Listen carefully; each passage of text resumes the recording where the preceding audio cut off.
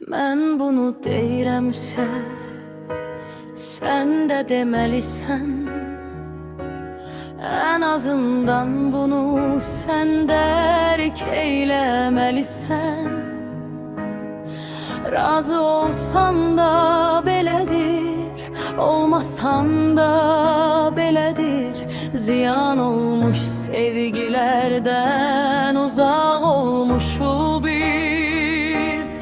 İz qoymuşuq həyat yolunda öz adımıza.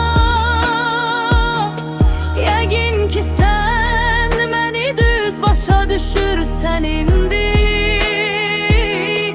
Yəni ki mən səni sevirən həmişəki kimi. Ən böyük arzum, diləyim olmusan indi sən.